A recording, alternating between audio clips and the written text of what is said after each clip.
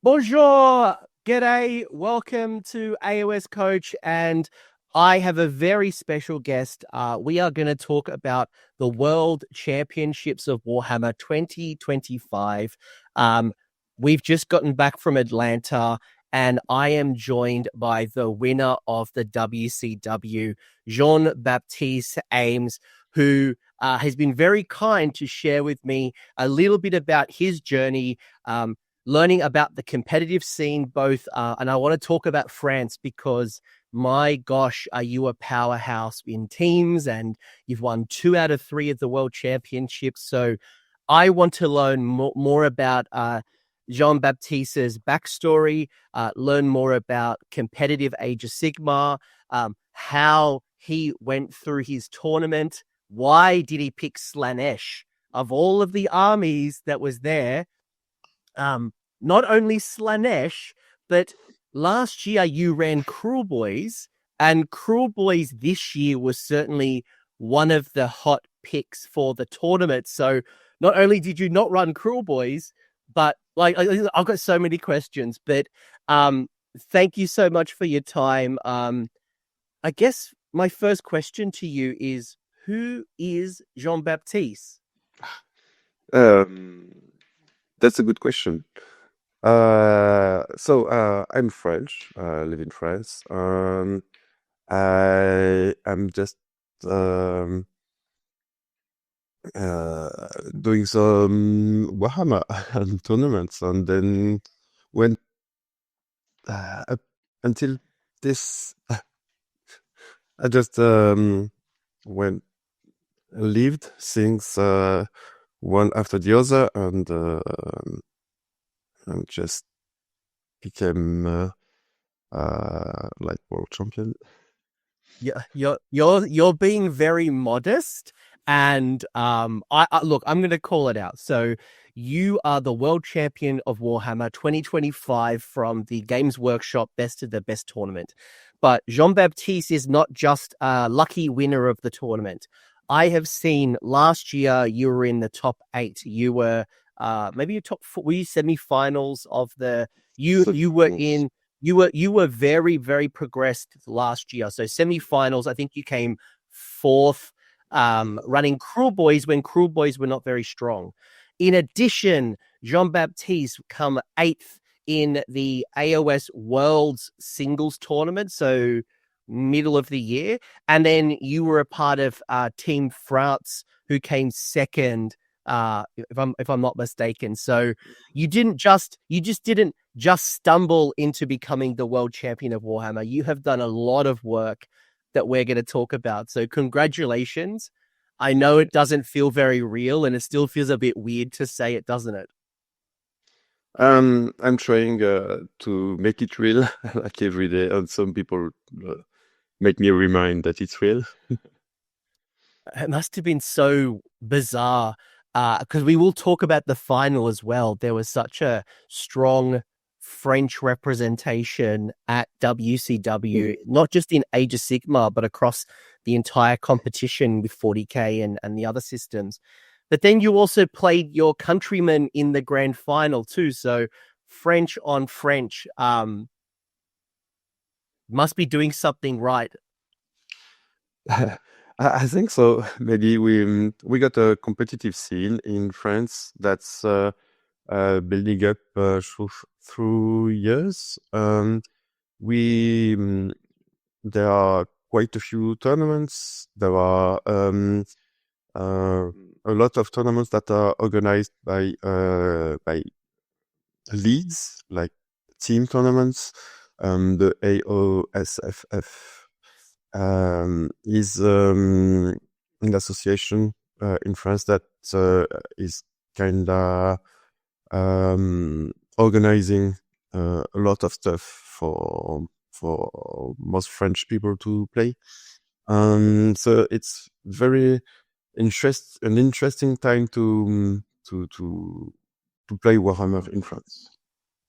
I was talking to Michael, who was a part of the French Wargaming Studio stream. We got talking last year, and I'm going to talk more about the French scene a little later. But I was so impressed hearing about, I guess, the professionalism and how much you practice and how much you go out. And I know, talking to Spoon, I think Spoon and many other Frenchmen have gone out and won their golden tickets from events outside of England, of France. Sorry, like they've gone to Warhammer World to England, they've gone to Germany, they've gone to other places. So I will definitely talk to you more about the French scene, but tell me about Age of Sigmar, because when I was doing a little bit of research about you, I noticed that you used to play Malifaux.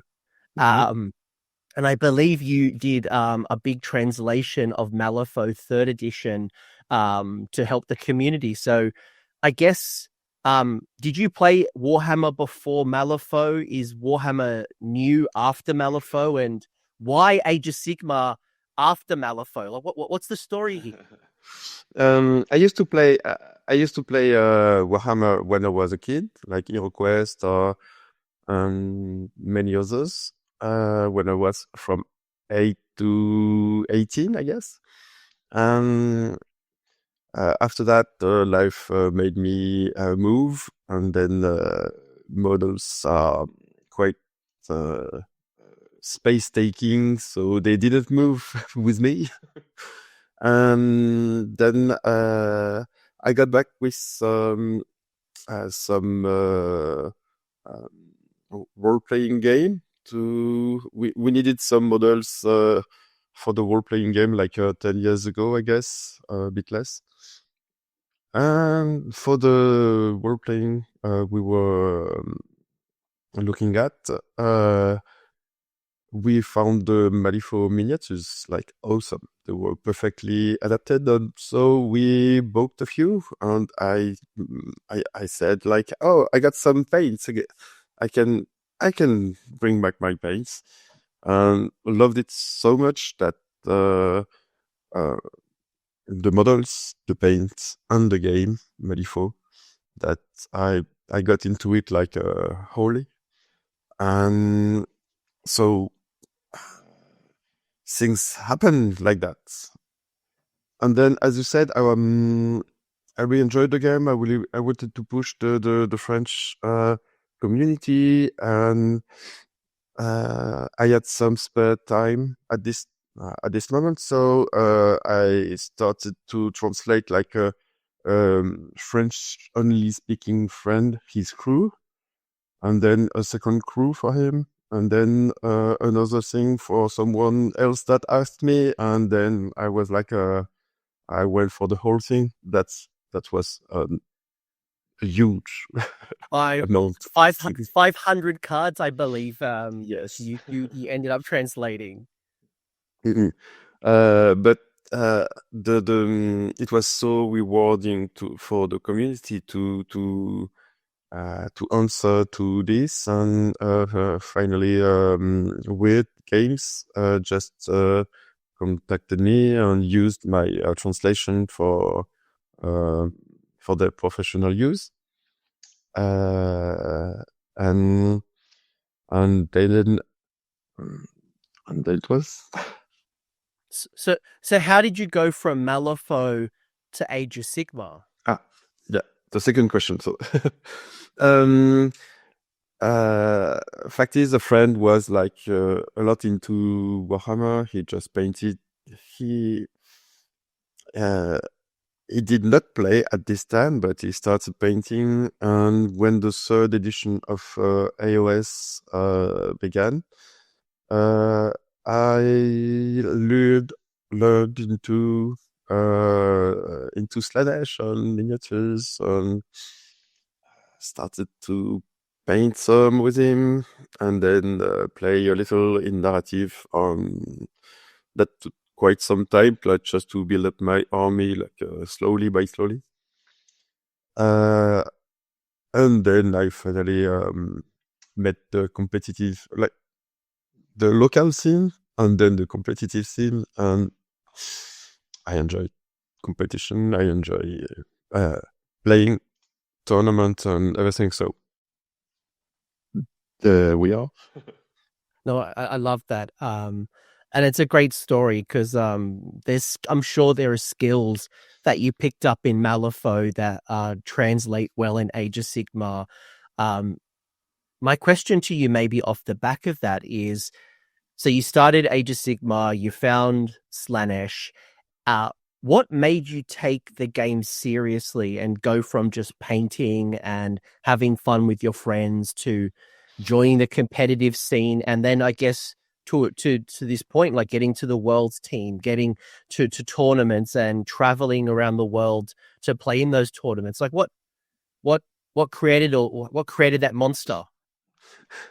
Um, I think I'm quite used to competition because I did some sports when I was young, fencing and skiing and such. And then I, when I moved to Paris, I started playing Magic: The Gathering and went into it quite deeply in vintage format, and then Legacy several days later. I was quite an active member of the community, like the French, not local, but French community, and then tried to spoke a little to the international community with deck building and such. And then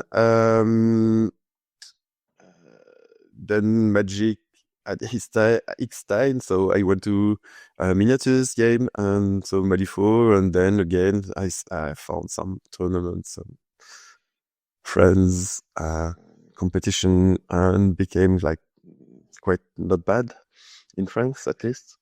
Very good. You've become very good. But it's funny because you mentioned Magic, and you're right.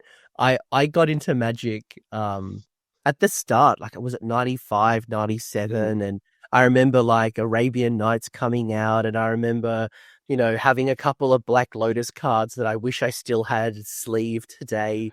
But you're right, like there was this period where Magic disappeared.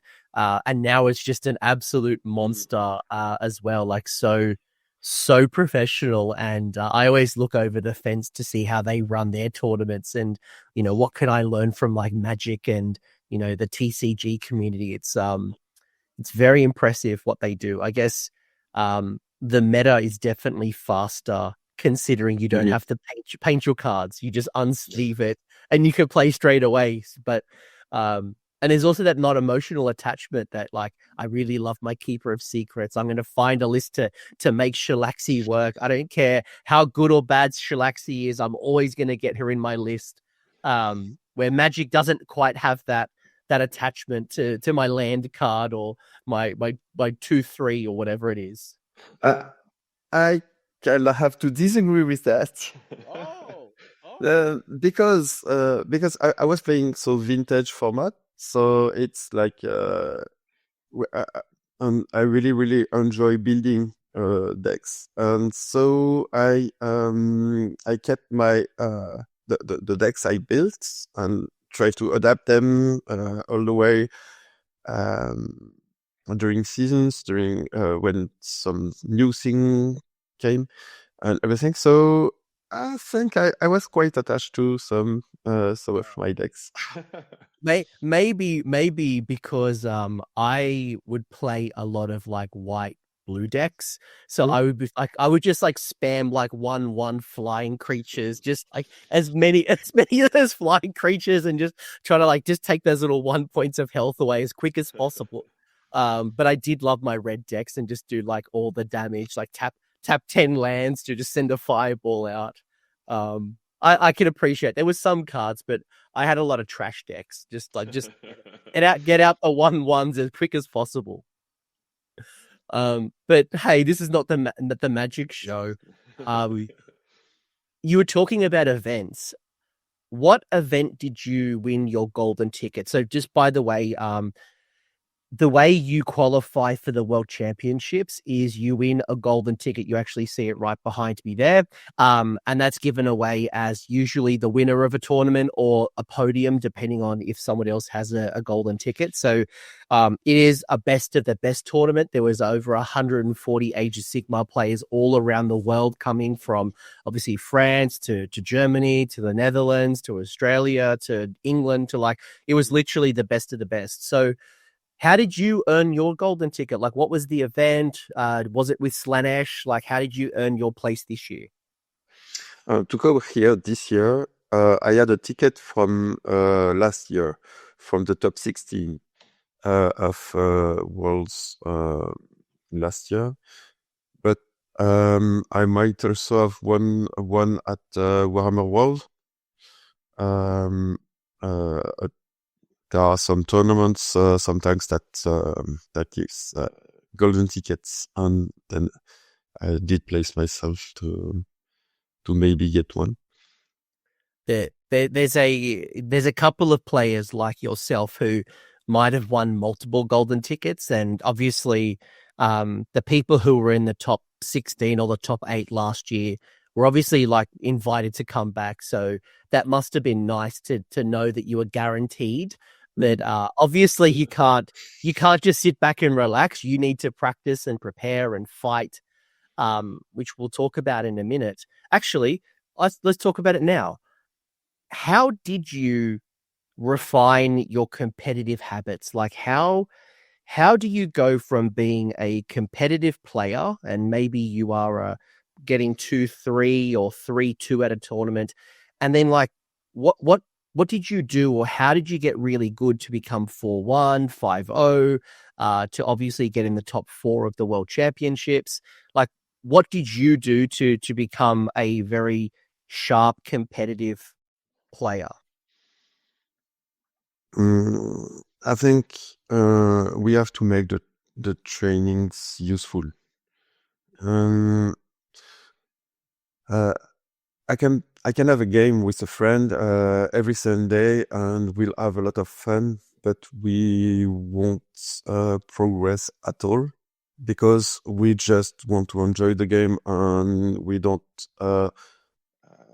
do brainstorming. We don't question the choices. We just play, and it's fun.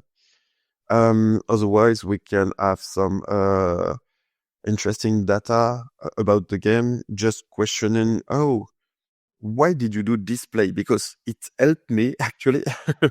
And saying that to the opponent, we'll have him question his play, question his way to make his choice. And doing so after the game is interesting, but when something when I call a game a training, not a game, that's slightly different, because sometimes we just do a game for training. But I will question right during the game a choice of my opponent, with him being agreeing with that, of course.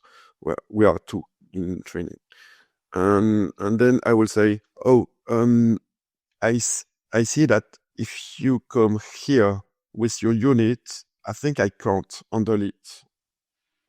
And then he does that, and so I got some problem to respond to that, and that makes me think otherwise. That makes me push myself, because if he does a choice that doesn't bother me, will it push my army? Will it push my knowledge of the game, of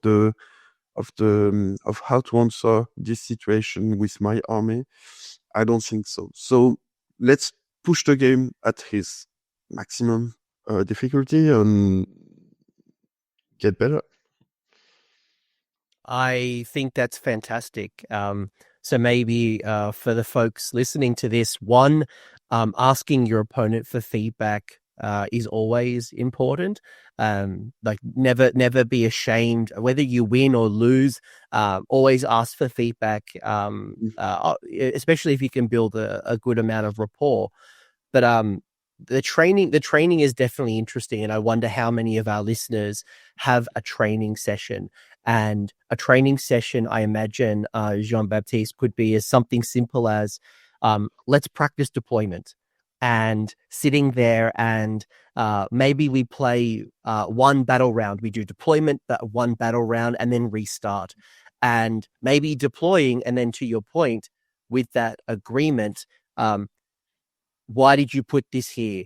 If you put this model here, you might be able to actually get that objective, or you've made it easy for me to deep strike, or you can get this constant feedback throughout the entire game. And there is this agreement that you are both pushing each other and you're learning in the moment. And I think that's fantastic.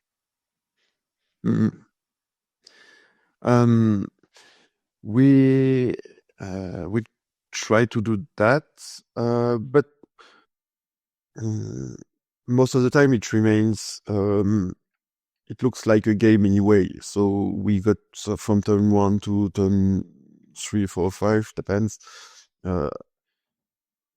But we should not record in your stats a training game, because if you are unlucky, you will say, I got unlucky.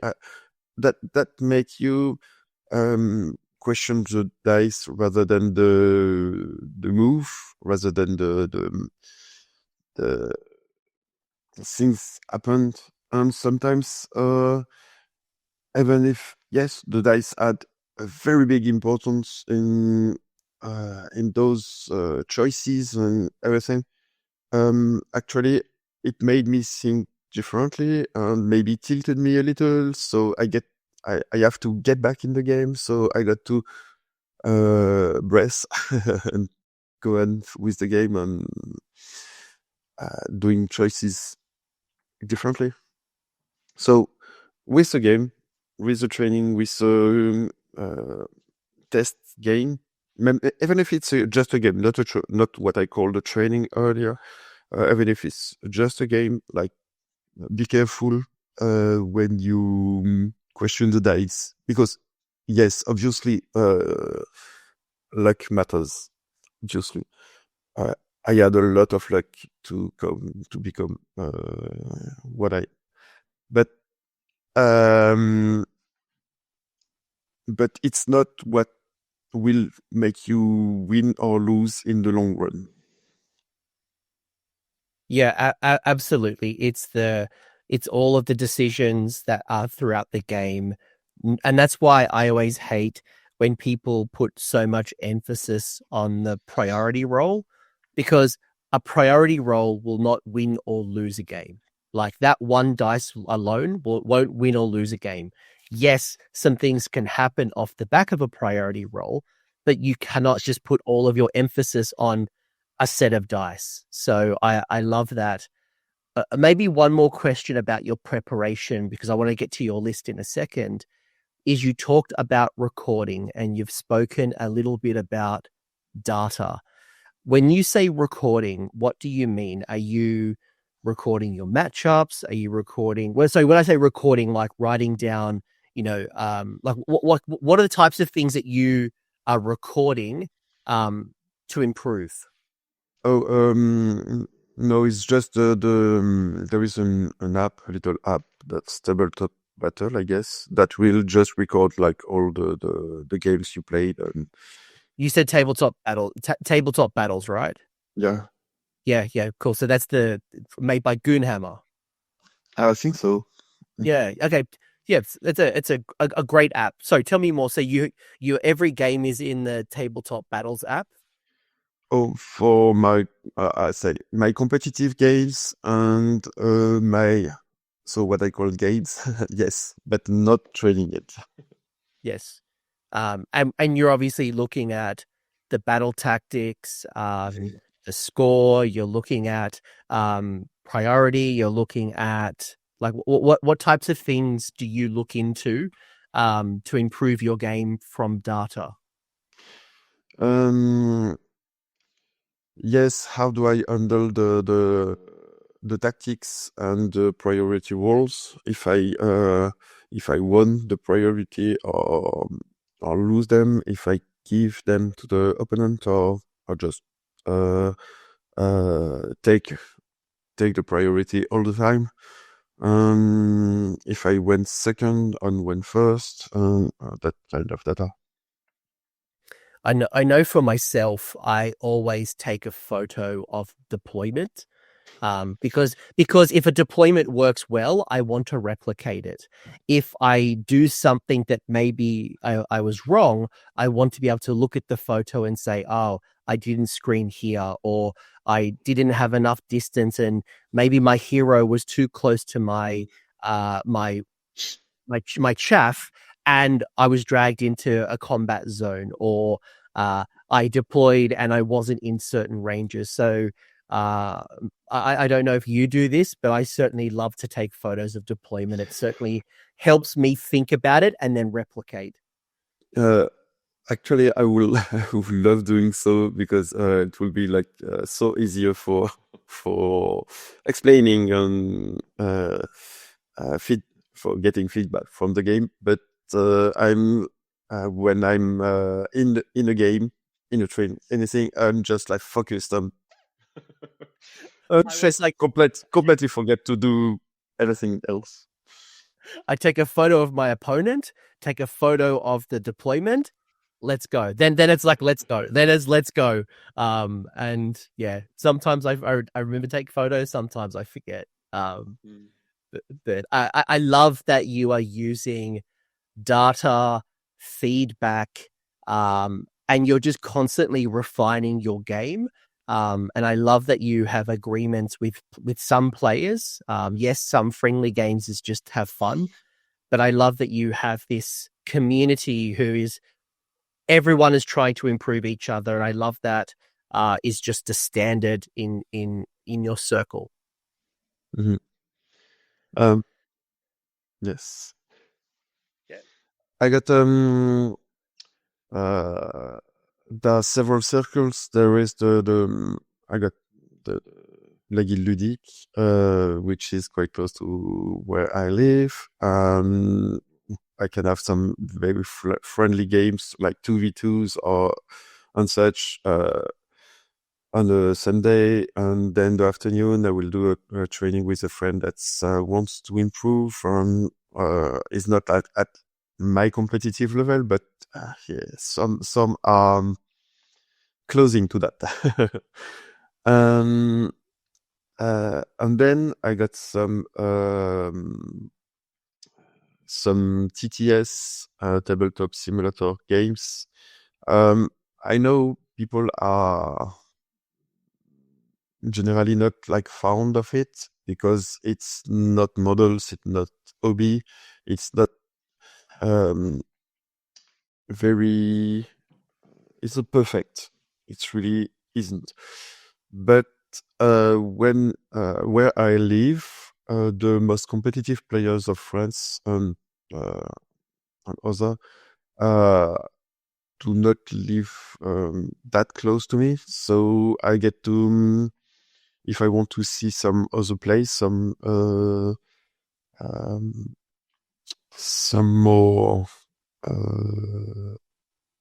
way to play my games and to train and everything, I got to move or to play tabletop simulator.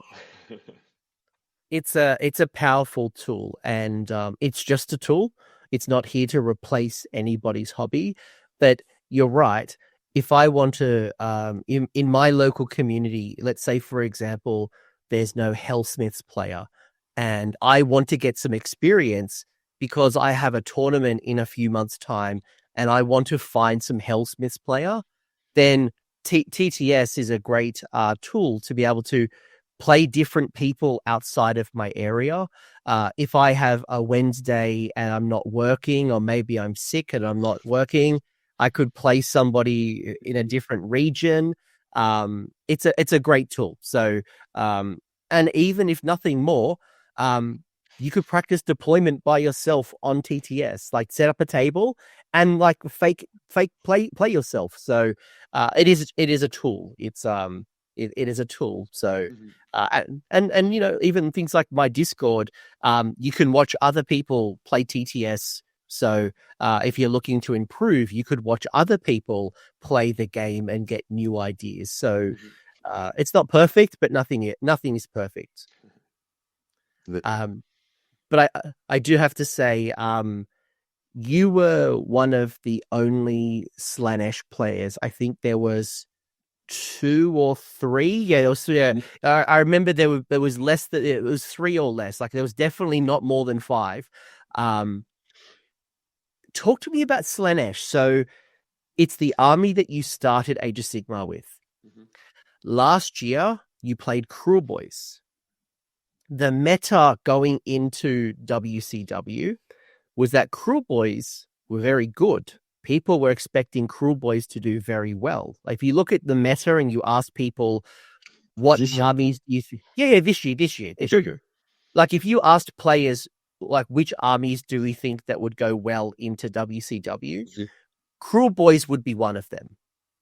So maybe my question to you is, why Slaanesh? And yeah, like why Slaanesh? I think is probably like a big question. Like why them? What opportunities did you see with Slaanesh? Given very few people ran them. Boy, talk to me, like because I think Slaanesh people are like looking for you as their god now. You are Slaanesh manifested. Not sure I want that. A little. No, I had seen some photos with you with long hair, and you are a very handsome man. So, I think you could be like Sigvold. I would be fine with that. So last year I was playing Kruleboyz because I was really not into Slaanesh, how it was played on the costs and everything. So I had this army, Kruleboyz. I decided 2 months before the Worlds that I would go on this and trained and thought, oh, there's something to do with that. It's not easy in every way. So, but it's anyway, it's an army I have painted and I have collected, and I made it better for the Worlds tournament. But this year, since how the Kruleboyz army is, like it's very infantry heavy, I was like infantry heavy Kruleboyz army is not looking well on the table. And I was like, okay, also I want there are some point drops, and I wanted to give a go to Slaanesh. And in the same time, I was just like, okay, I've been playing Kruleboyz for some time since the new GHB, because I used them in Nottingham, and I used them in some tournaments in France with some success. I was like, okay, I got my my red button if everything goes wrong with Slaanesh, but I will give a go to Slaanesh. And then Slaanesh seemed like not that bad, and then there was the point drops. I was like, okay, other armies that I could not compete with, like Caradron or Cities of Sigmar or any, they got like nerfed enough, and I got some little ups that are interesting, and making lists began to make some sense, and trainings were good. It was difficult, but good. And then I had to find some inventive way to play the game, actually, because so much of were like very, very difficult. This army really doesn't like shootings, hates the regiment of Renan of Cavalry Overlord. Yeah, Oh, insights and to play against. and there was a lot of them. It was the number one most popular regiment of renown, the Kharadron Overlords one. I think there was 15 to maybe even 20 lists across the 140 had that regiment of renown. So it was very popular. And I think you played into John Anderson, who had it. I know he had some issues with models. I don't know if he had them on the table or not, but it's certainly a powerful little unit. I played against against Rondal Brusher with Fire Slayers. He had it also. So game 1 and game 2 had exactly game 1 and game 2. Oh my gosh! And game 2, I did the mistake to not hide Glutos and lost it to the no word thing. So my bad. So let me pause you there for a second, because if people haven't seen the list, I'll put a link into the chat. It was published on Warhammer, so you won't need a Best Coast Pairings subscription.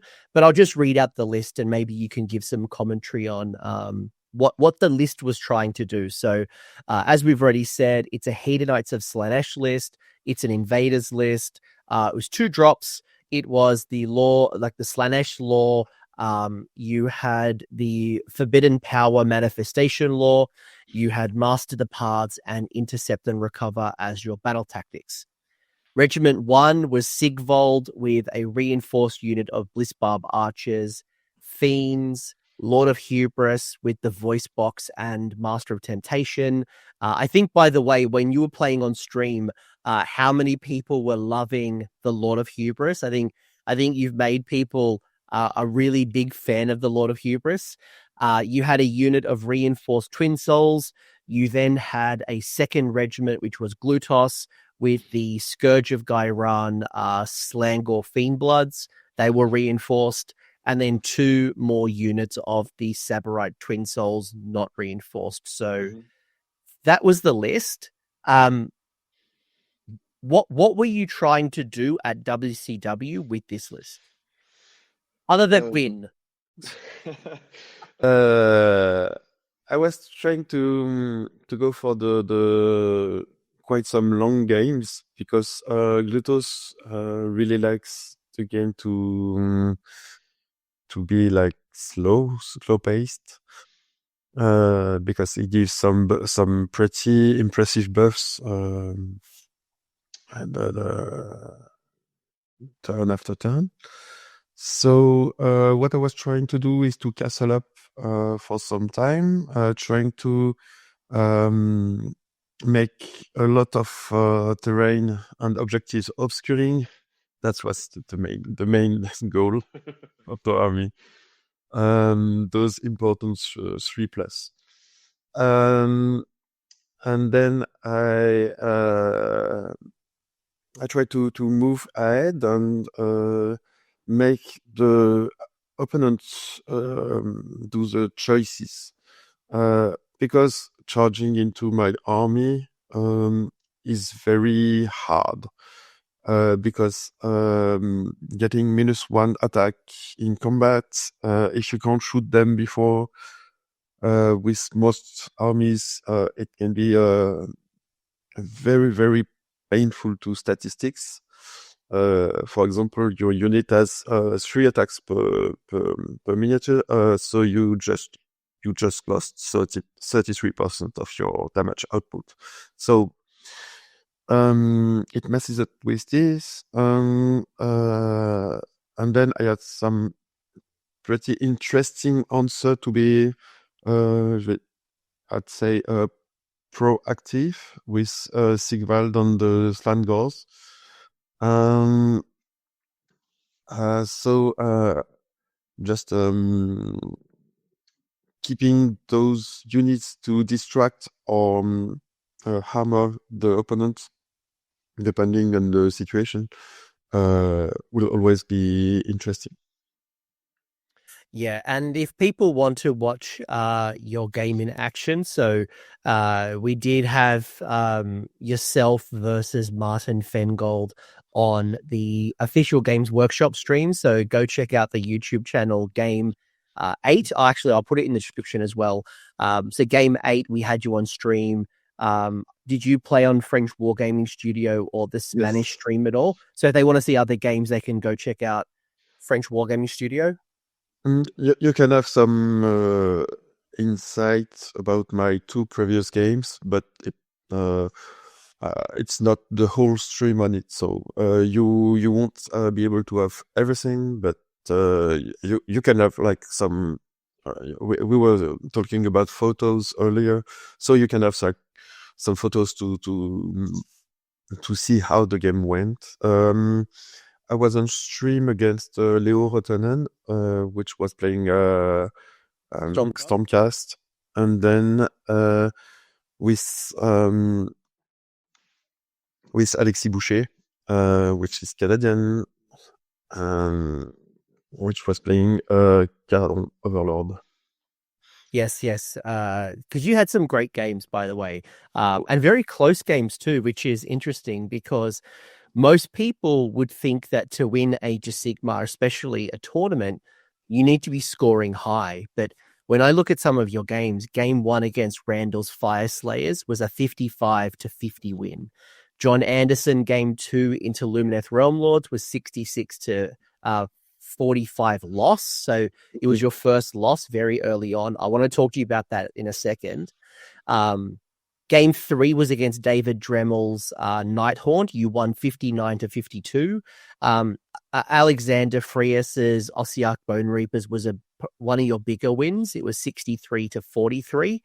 But then when we go from the pool to the champions bracket, you played Matt Beasley's Soulblight Gravelords 35-30. Leo, you just said 61-48. Alexi is 54-47. And then the grand final. Oh, by the way, sorry, we forgot the shadow round. You did play 9 games. You played poor old David Dremel again, twice. Second one in the shadow round. That was a big score. That was almost a perfect game. That was 76-41. But then Martin Fengold, the final with Gloomspite Gitz, being under 40. It was 34-33 when it was called. So it was just like they did not ask for the score. In the end, it was just to say the game is won. Let's move on to other things for the tournament. Actual score is a bit I'd say a bit higher because a little bit higher. Yeah, because we shook hands at Battle of Nancy. So was it 4? Was top of 4? 4? Yeah, no, but yes, that's still 4. I remember the game. Like I was just using BCP. What was in, but I remember it being called. I think it was Martin was looking at like what the options were, and by that stage, it just wasn't achievable. So yeah, you guys called it at the top of turn 4. But my point, sorry, but the reason I brought that up is a lot of your games were really close. It wasn't like your Slaanesh was blowing people out of the park, tabling people by turn 3. You weren't scoring all of these 70 to 80 point scores. Like a lot of your games were very close. Mm-hmm. I think that's because of Slaanesh way to handle games. I have to wait, and I don't like to go to charge and to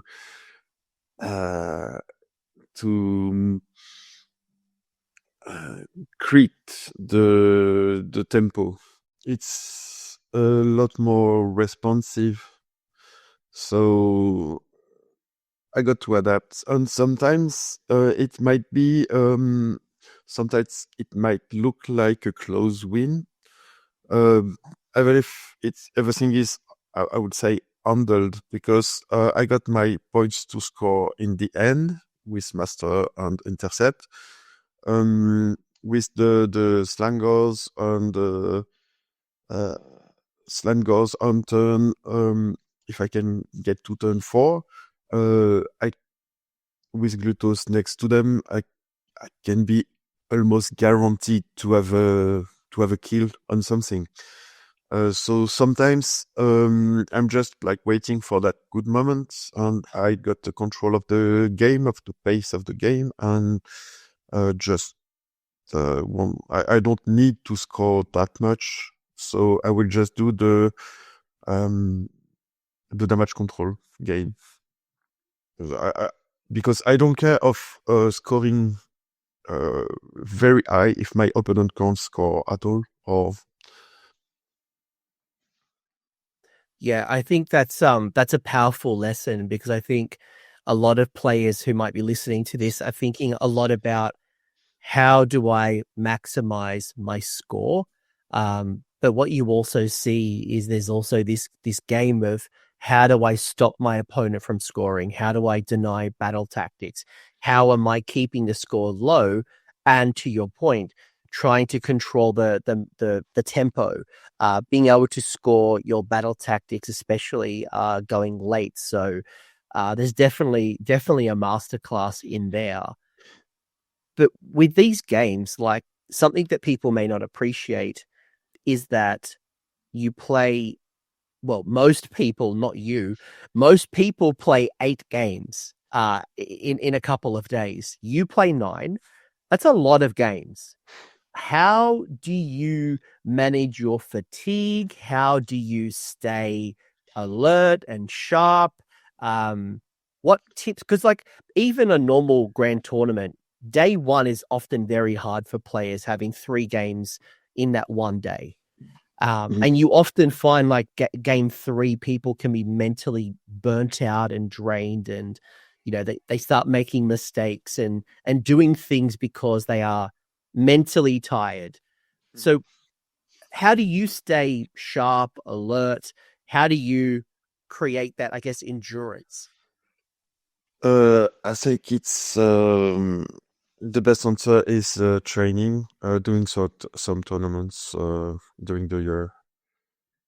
Even one-day tournament are interesting for that, because most of the time there are three rounds, and a one-day tournament will have you play 3 rounds. So it's quite the same as the first day of a 2-day tournament for endurance. So going to a local tournament is not a bad idea.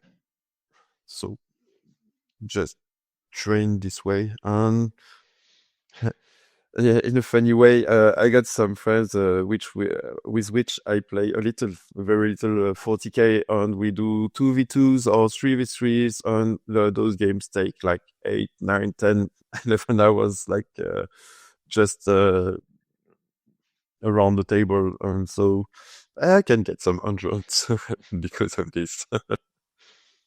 Do you outside of, like, practice, do you have any tricks on the day? Like, is it about having a good breakfast? Do you, like, play songs? Like, how do you stay sharp in the moment after you've done the training? Any tips or advice? I don't think I'll be the best to give tips or advice on this. I try to sleep at least enough. That's a good tip. A lot of people don't get good sleep. That's a good tip. I have to say I didn't get drunk at Atlanta, so it's easier for the morning. One of my opponent will recognize himself. So and then yeah, trying to have a good break at lunch. Maybe just getting out of the games. You said something to me before we went on live. I'm trying to invite you to tell me again. You mentioned meditating. The field. Not really meditating, but a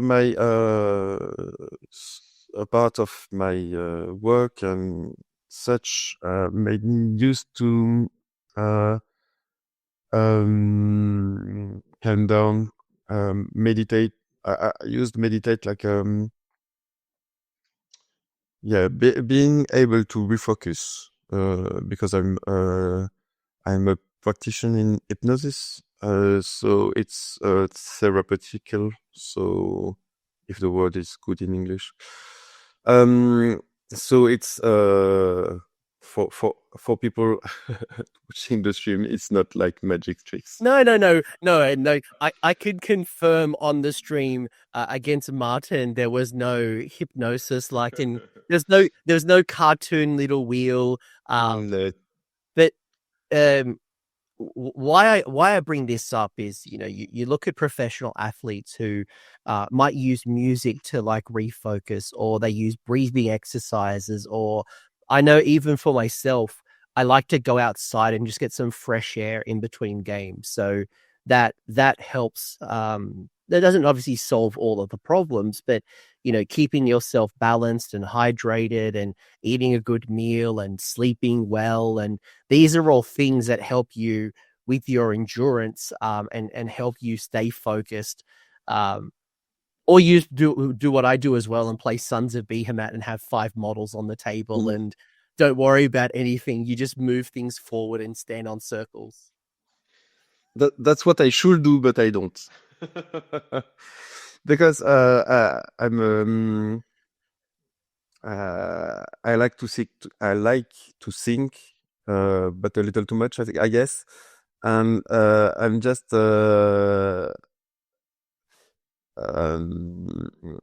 I would say slow at table, so I got to take care of the time all the time. I got to be careful about how to handle the whole game, and then drinking during the game, water if possible, is the best, and not getting hungry. Having a snack is interesting. We get to use our brain a lot, so having a little sugar with us is interesting. Not always a bad thing. I'm always like snacking on like nuts and try to have clean food as best as possible. Maybe that's just me. About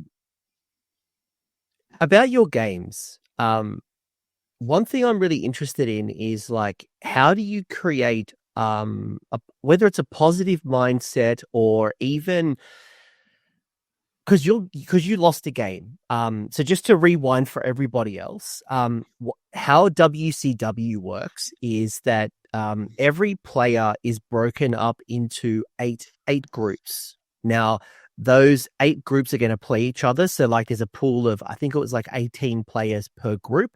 So like Jean-Baptiste was playing in a certain group, and he would only play players in that group for the first 2 days. So that's 4 games. Unless there's a shadow round. Now, the top 2 people from each of those groups would go on into the champions bracket. Now, if there is not enough to decide who goes into the champions bracket, there's that 5th game that we were just talking about, the shadow round. So on day 2, you play 3 games that go for 4 hours each, and people played up until 10 o'clock, 11 o'clock at night. Now, the question I want to ask you is, game 2, you lose. Now, a lot of people would see that, and that would almost disqualify you from going into the top 16. If you lose really early, it makes your journey even harder to get into the top 2. What I want to ask you is about your mindset. So how do you reframe to go from a loss in round 2 to then go on, obviously win your next 2 games, go into the shadow round, win your shadow round? Like, how do you control those negative thoughts? How do you not look at that loss and think I can't win the tournament now, or I'm going to play silly because I've lost. You know what I mean? Like I see that sometimes with some players who, when you get that first L, that can be devastating mentally. Actually, Warhammer, the World Championship is not just about the first place, but there is the best overall. And last year I ended fourth, but I ended best overall. So this year, with bringing my army, like my heart army, I was aiming for this. So I didn't. So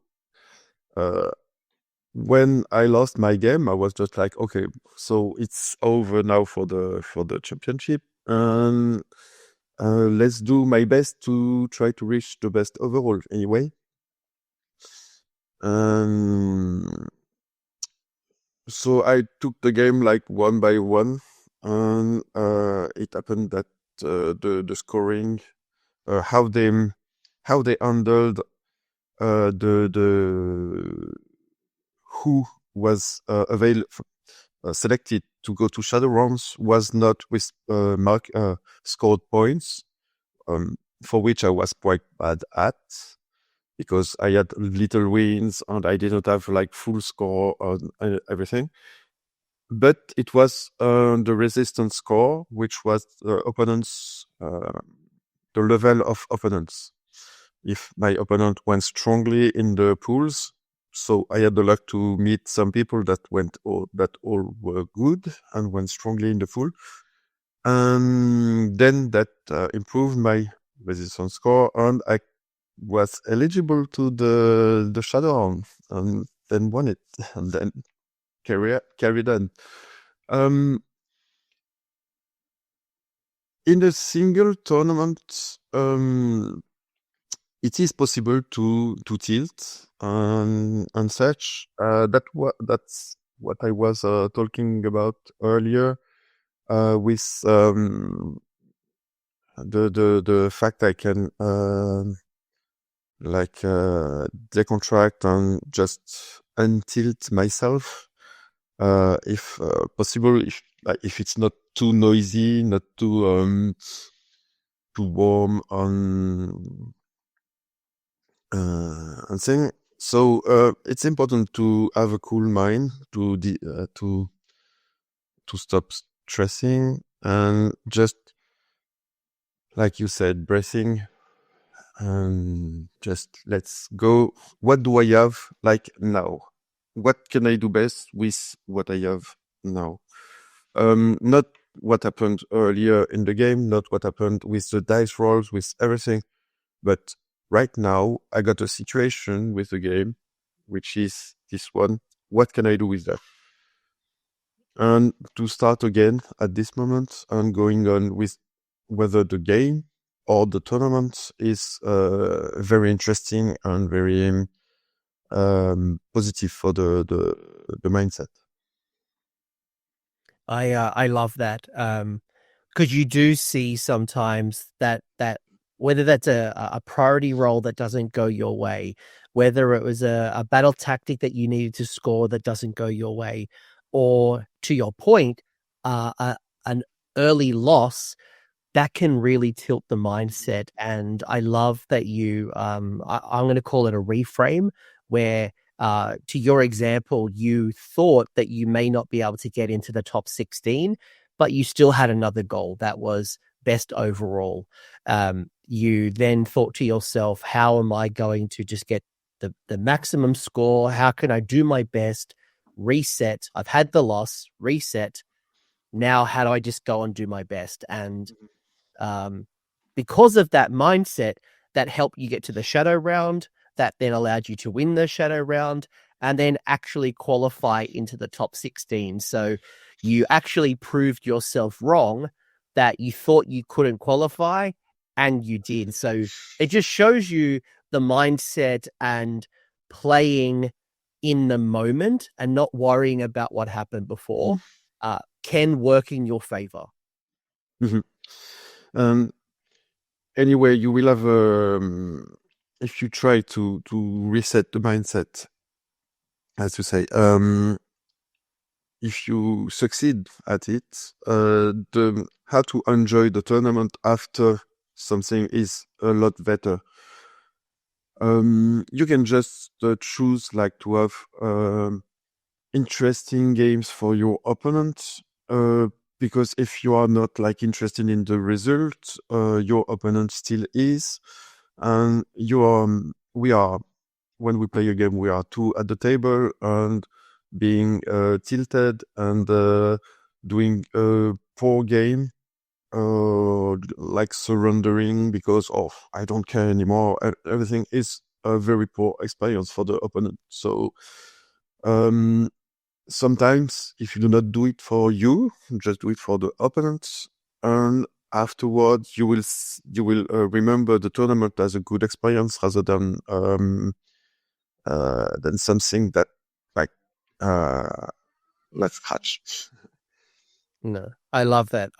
And I always say to people, especially in like performance coaching, is that you are not your result. Just because you go 2 and 3 doesn't make you a bad player. Sometimes you get bad matchups, bad dice rolls.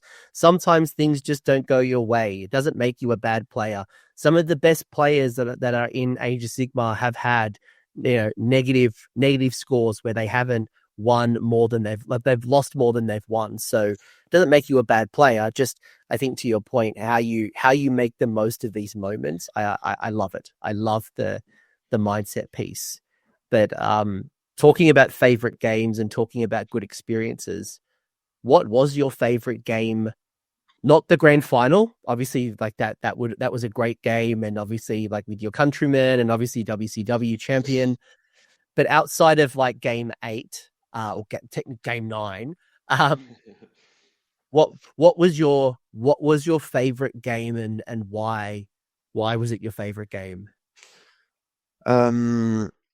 I had a blast against Matt Beasley and Leo Rotanen because the guys are awesome. It was really clean, and I would say those two. Matt Beasley, because it was like such a weird game. Like he scored 10 at the beginning, and then he capitalized on this, and just it was a game of waiting for me to come. He was some points ahead, and just so I had to make the moves, and I was quite slow to it because I didn't realize his end game until almost too late. So I almost failed to it, but I got a little lucky, and so I could get to it.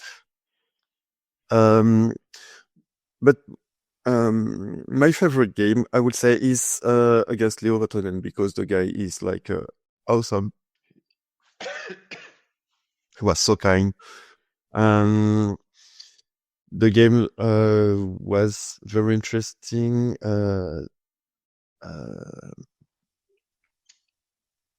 But even if it flipped quite early because he failed some charges, and then I had some luck, I could do something. We had like a very cool game, like as if it was home, and doing maybe a training or a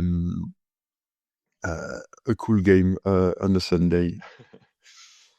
I had the pleasure of having both Matt Beasley and Leo on the Games Workshop stream. Matt Beasley was running the Soul Blight. I think was it Manfred, the Vangorian Lord. He had a couple of blocks of Barrow Guard. Leo had a very interesting Stormcast list with, the Stormdrake Guard and a couple of units of Questors and the Long Strikes. Very different to like what we've seen last year. Last year he ran the Palador spam.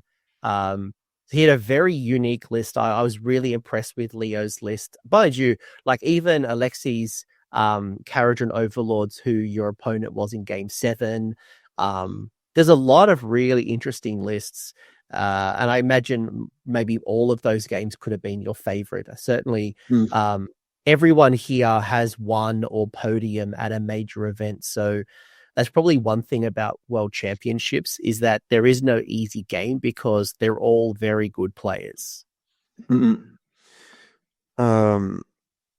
All my games, all my opponents were like awesome in this tournament. That's what I said in at the interview in the end. But I really enjoyed being there. I really enjoyed being facing each one of them. And it's always easier to say I love the game when I won it. But I think even I can say last year I lost against Jesper, and I think that was one of my best game last year. So yeah, it's difficult to say which game was the best and why, because I can have the some points for which a game was better or not better.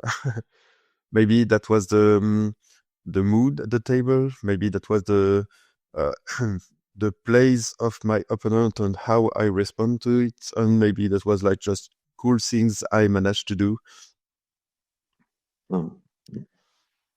Talk to me about the mood of your last game. So you're up against Martin Fengold, Gloomspike Gitz, French versus French. I don't think a lot of people would have expected French on French at the start of the tournament, but just seeing how well you guys did throughout the tournament, it was incredible to see. And even seeing like French Wargaming Studio and having the cameras, watching your countrymen all on, all watching very, very closely. So take me to the table. Like, how did it feel stepping up, one, on the grand final of the World Championships of Warhammer, and then especially for someone who didn't think they would make the top 16, and then playing one of your countrymen? I don't know if you're friends with Martin outside or if you play often, but like, what was that experience like getting to the table? I didn't have the chance to play against Martin a lot. So we crossed weapons only once. But we are cool. We just wanted to have an interesting game, clean, and everything was said, and everything was cool. I would say as all the games, but trying to do the best to have the cleanest game possible. Yeah.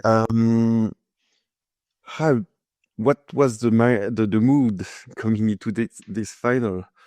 I have to say I had a very little break at lunch because getting on stream takes time. So when we get to start streaming, it's like so most of the time like 5 minutes or delaying a little. And since, as I said, like most of my games went to the end game, I took the whole time to do it. So I had a little time, and I was seeing I had so many messages and everything, but I really didn't know the Gloomspike Gitz match. So I just called some friends and say, what do I do now? The calling a friend tip. And I've got one of those friends. Kevin, if you're listening to this, he knows who I am. Like, crap, because often, like, but it's like because of the event, you're so mentally drained. It's like, remind me again, what does this thing do? Mm. What do I need to watch out for? You just need that quick inspiration to go, right, that's right. I need to refocus, because what people don't appreciate or may not appreciate is when you're playing at a tournament, you don't know what opponent you're going to play. You don't know what list you're going to play. There are so many variations of lists, so how they work. Then you need to overlay the battle plan. So the way that somebody plays one battle plan will be different on another battle plan. And then the battle tactics come in. So there's all this information rushing to you, and you need to quickly kind of disseminate it all so that you can come up with a game plan. You can set up a deployment strategy. You can work out who goes first if you have the choice. Like, there's a lot of information to process. So sometimes you just need to phone that friend. I love it. I love that you've got that. Mm-mm. So just try to get a plan, at least. Thankfully, my strategy is quite always the same: to castle up and wait for my opponent to come. I got some spells to cast in order to disrupt him, and like I had a plan, but it was very dicey, I would say, because I gave him the turn 2 and hopefully relied on succeeding to cast the shards of Valagar. Yes. Which I did. So he had his goblins. Was it the Boingrop Bounders? With the bounce, there was the bouncy goblins. The Boingrop Bounders got hit with the shards. The shards has a 9-inch range, and Yes. that prevents models from flying. And he had his very long unit of goblins, which had movement halved because of Glutos. And with the charts of Valagar, he couldn't fly over them. Yeah, it was the Boingrots, because there was the Boingrop Bounders, the little cavalry that I remember, because like I had Martin on stream both games, so the semi-final and the final. So I'm trying to remember which game was which. But no, I distinctly remember you had the shards, because he had there was a screen of stabbers, or there was something, and there was Boingrop. There was a unit of 10 or 20 Boingrop Bounders. There was a couple of units of Boingrots.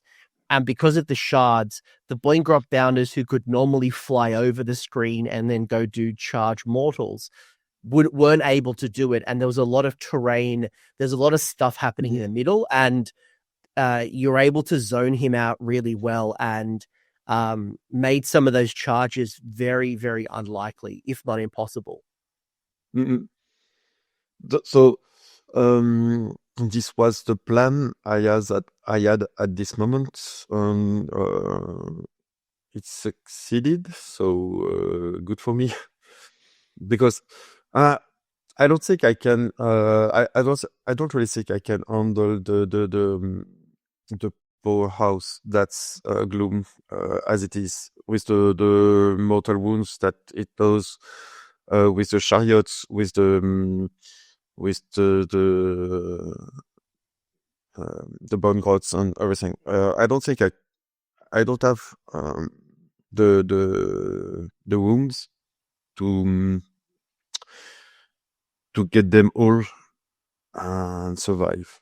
So I had to do some inventive stuff to make things happen, and also I had to manage my tactical. And I didn't want to take a double turn on turn 2, because I couldn't do much with this, because he was like very protected behind his tabas, and if getting this initiative made me think. I think if he had if he had won the war, he would have given it to me, because with that I already had my double turn, and he would have his later, maybe, because he has a reroll and everything. So I was a lot. It was a lot more interesting for me to leave him with that. And so, thankfully, I successfully casted the Shards of Valgar and and blocked him. It was a very good play. And watching the Gloomspite Gits on stream, the Sunstealer Wheelers, the chariots, just terrorized people. I remember hitting your flanks, and there was a little combat happening between the Bliss Barbs, and there was the was it your Fiends or Slangors? There was something on the it was there was something on the flank. Yeah, and then like these chariots moving super fast. Which yes, you had the kind of the center of the board kind of held up well because you had your Twin Souls kind of like held up really well. Glutos was coming up. You had did Sigvold died pretty quickly, if I remember correctly. Like, I don't want to spoil Christmas. Like, go check. I remember did Sigvold die earlier than expected? Like turn 2? No, I think it.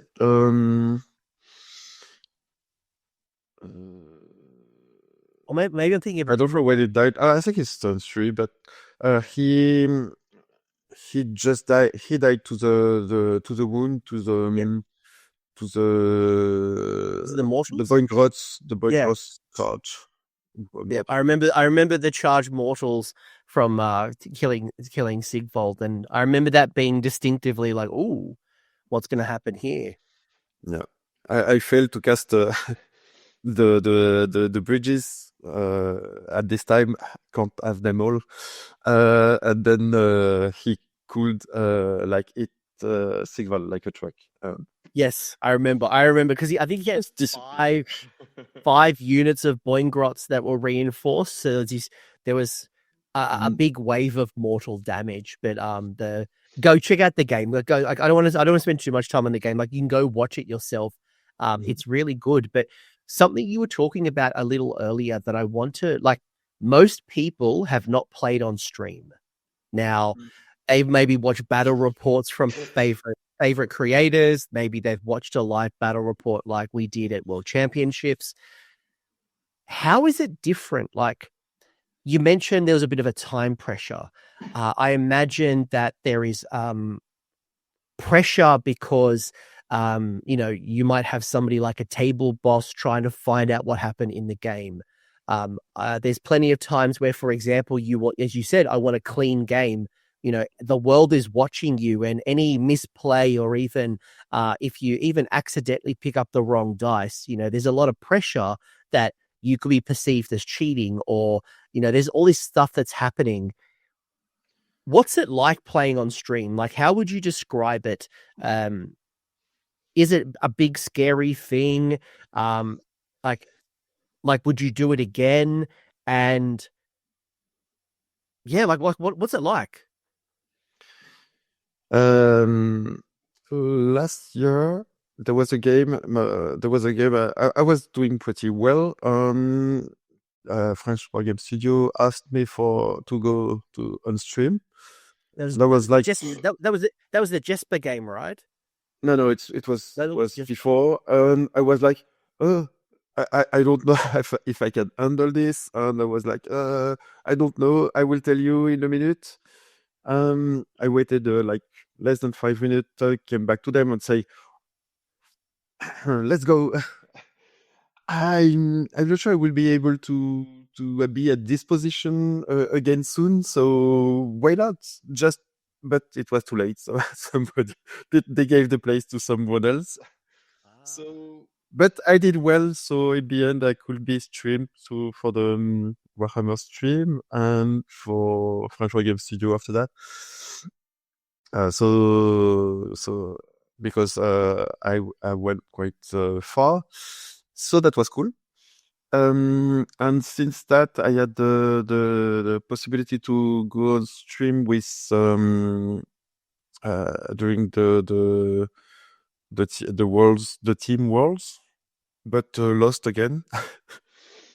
I think I was just doing the counts, and before I get before I got streamed at Worlds this year, I had lost more. I had lost more game on stream than I had won. Like, yeah, uh, I'm not sure I want to be streamed anyway. But it was against Leo, and it was an awesome game, and everything went well. I had not much pressure after that, and then against Alexi, which has also an awesome game. So when I got to the final, I think it was a final, so I got stressed. I need to have something in my hand all the time, but I'm not sure it was about the stream at this moment. So the stream, because there was a lot. What people don't appreciate is there's a lot going on, because there's also a referee that's sitting at the table too. So if there's any rules questions or rules disputes, there's an independent judge sitting right there. You obviously have the stream. You have the pressure, obviously, of the win, but also the pressure in the grand final for the World Championships title. So there was probably a lot going on, but I'm hearing that playing on stream initially was a little scary, but it wasn't so bad. And I guess playing on stream last year, playing at teams, certainly has helped you, and now it's less of a worry. I would say even the first time I went on stream, it was not that much of a worry. When you're in your game, you're not stressed about the stream itself, but mostly about your game. And sometimes the stream just puts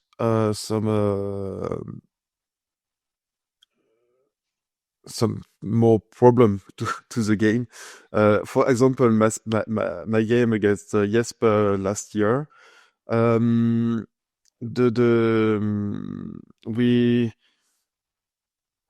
were one. Each one of us was on the short side of the board rather than facing each other. Side.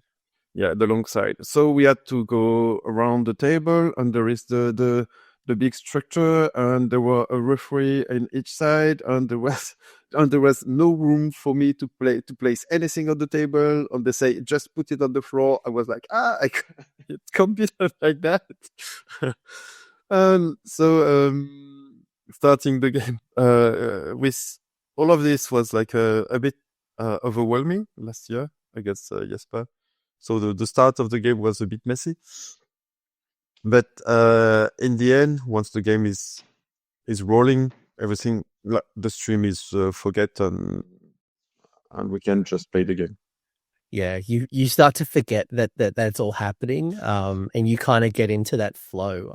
I love it. Maybe one question about the stream, and then I want to ask you a few other questions, a little bit about your community, like France, and then maybe some like closing thoughts and lessons. I could talk to you forever, by the way. I think there's a lot, you're sharing so many rich insights, and I hope people who are listening to this are taking notes, especially as they think about becoming a really good Warhammer player. You know, you've shared some really good insights around mindset. You've shared a lot of great insights around how you think about your army, how you approach your games, how you prepare, even like this, that very analytical approach, having those training games. I hope if people aren't having training games, it might be something they add into their repertoire to get more feedback from their opponents, and using tools like TTS to get exposure to new ideas, new lists, new types of games, new players. I think it's probably one thing that I really love from tournaments, especially ones like WCW, where you get to play people from all around the world, or even people outside of your community, and they have new approaches to a faction. They'll have different types of lists that you've maybe never seen before. So that all really just helps you become a better Warhammer player. So I hope people have been writing notes here. But I want you to take me back. I want you to take me back. And we talked about how it was top of turn 4. We worked out, or the table worked out, that Martin wasn't able to win the game. And there was that moment where you realized that you've won the game. What's going through your head? Like, how did you feel? What are you thinking? Like, take me back to that moment where there's the handshake. I think I will take you back to the moment before the handshake, because everything's is set up before. When I get the initiative on turn 4, I gave him, so I do not lose my intercept on the recover, and I can score tactics, and because my models were not able to do much at this moment, I guess. And I was thinking, okay, he cannot do much also, and I will be able to respond to each of his points at this moment. So I was like counting points in my head. I was like, okay, this will be difficult for him. This will be impossible. I think I got the game at this at this point. I think I won, but it was not real.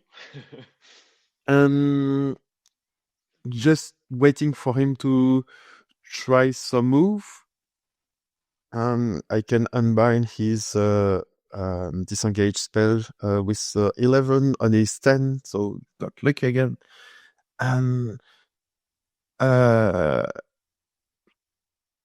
Then I was like, okay, it's happening.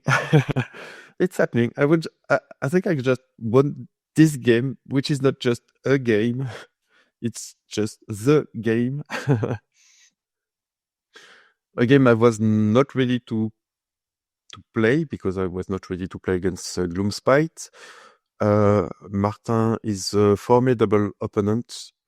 He is very good, very clean, and very cool guy. So it was very intense. And I was just like with every 1,000 thought in my head, just trying to not rush myself, because you never know. Since things are not like fixed, you never know. There is a possibility, with all the dice failing or all the dice succeeding, there is a possibility that I still can lose this game. So since the hand is not on my side of the table for me to shake it, so I had not won this game yet. So I just waited for this moment. I kinda knew it would arrive, but I had to wait. After that, I was like so happy. I remember watching the game, obviously, because I was on commentary, and that turn 2 and turn 3 was grueling. Models were dying. Models were on their last point of health, or I think there was one chariot maybe out of 4. There was so much that was happening on the table. And I remember looking at the board state thinking, this is going to be a really uphill battle. And to your point, you don't want to get too far ahead of yourself, because that's when you start making mistakes or misplays, or not fully calculating what your opponent can do. So I guess going through turn 3, starting to feel confident, but then obviously getting the confirmation with the handshake must have felt like so rewarding after getting close last year, but obviously bowing out in the semifinals. Obviously, all the great work that you've done. Such a wild ride, considering you lost game 2 and you didn't think you might even get into the top 16. Yet here you are, world champion of Warhammer, getting appointed the trophy. Like, that must have been such an awesome experience. I think I needed sometimes to realize everything, and that was weird because I suffered from jet lag like a lot, so I was a little dizzy all the way during the week after that. So I couldn't say if it was because of I did not realize, or because I was just dizzy about the jet lag, because I couldn't sleep and I slept like 2 hours, like wake up, like, it's actually 2 in the morning. So, and not sleeping again. It was like so hard to get back to, no standard life. But yeah, I think I do realize, and I had a very thankful message to give to the community, to people that followed me and everything. And I try to do it the best possible way. And now I got some people just come to me and say, "Hey, world champions." That's weird. That's a weird combination of words when you're not the guy with it. I didn't plan to get it. I planned to get the best overall coming to this tournament, and I didn't get it. I couldn't do better, but they refused me. Oh my gosh, you failed your goal, but you still became the world champion. Well, we're so proud of you. Like, it was such a great journey. I remember even my experience with you last year, like how such a lovely guy. I was always impressed with you last year, and then seeing you go better than last year just shows you can learn so much from your failures. A couple of maybe final questions, because again, I could ask you a million questions. We could be here till Christmas. And I think that would be great hobby listening for like the next couple of days, but I'm time. A couple of questions about the French scene, and then maybe some like lessons for the community for some final thoughts. France has won 2 out of 3 of the World Championships of Warhammer. So Spoon, Nick Tasson winning the first WCW. Last year, Casper won it. Not French, but then yourself. So 2 out of 3. Why do you think France has won 2 out of 3 of the WCWs for Age of Sigmar? Like, what's in the water? What's sitting in the Louvre? Like, what's going on?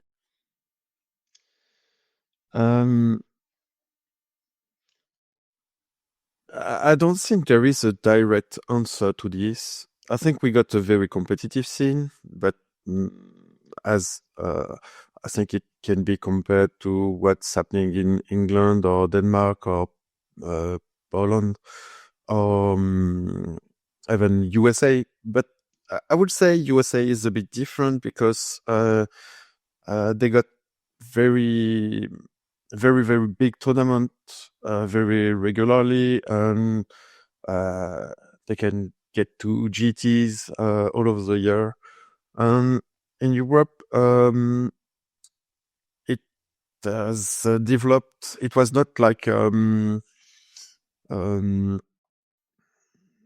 that as common as it could be in the US. It is becoming more and more common right now, and we get to train with European people, so that's interesting. as I say, there are some great people doing some great things. Some are in real life, like the organization AOSFF, which helps people organizing tournaments and doing things. So French people have a lot to that is done for them, and we meet people. We can do tournament. We can improve the skill of each other. There is a French wargame studio that does a lot. It's a lot for AOS, even if it's mostly 40k. But that push people to try and test the game. With more people testing the game, more people come into competitive, I guess. And after that, for the mindset of French people, there is the French Wargame Studio and the French team that went to Worlds in team. In the 4 last years, I guess we, the guys and me last year, but ended up second 3 times. So I say the dream is like to our reach, even if we didn't edit first because of Americans last year. And for us to become first in Atlanta, I guess it's a big community of players helping and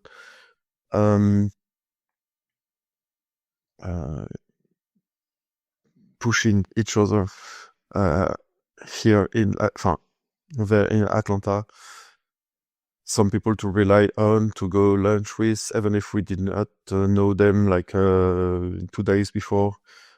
So it's strong. It's strong to have to get friends, to make friends, and to be friends with lots of people here.